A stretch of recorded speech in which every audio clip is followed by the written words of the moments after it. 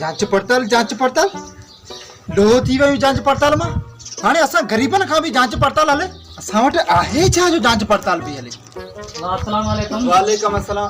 वियो दे खबर 81 71 वाला पैसा मिलिया ना दा 81 71 वाला पैसा अञा जांच पड़ताल भी हले।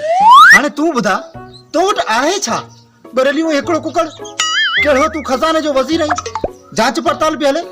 अदा जे वञूं चेक करण त पुलिस वारा असांखे एल करे मोकिले छॾी। महंगाई माल त जांच पड़ताल कोन हूंदी है।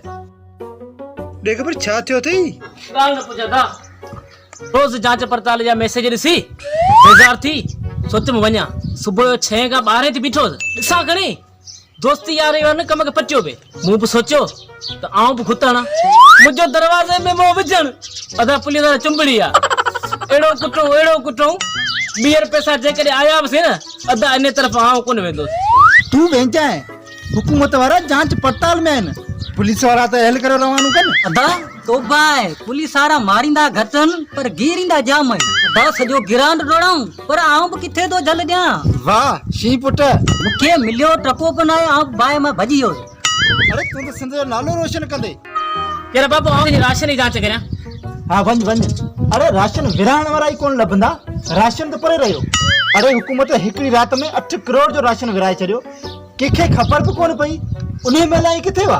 उन रात त असीं सुता पिया हुआसीं जॾहिं खां 81 71 वारो मैसेज आयो आहे असांजी त निंडूं ई हराम थी वयूं न।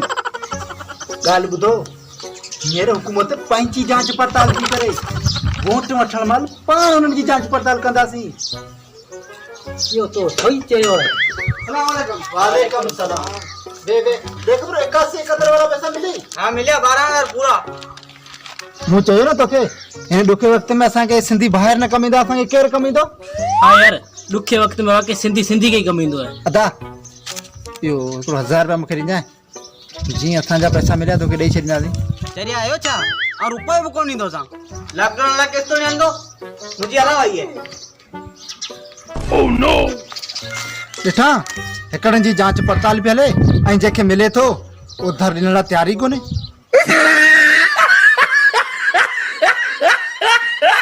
हेलो दोस्तों जेकॾहिं तव्हांखे असांजो वीडियो पसंदि आयो आहे त हिनखे लाइक करियो ऐं फॉलो करियो ऐं सब्सक्राइब करियो।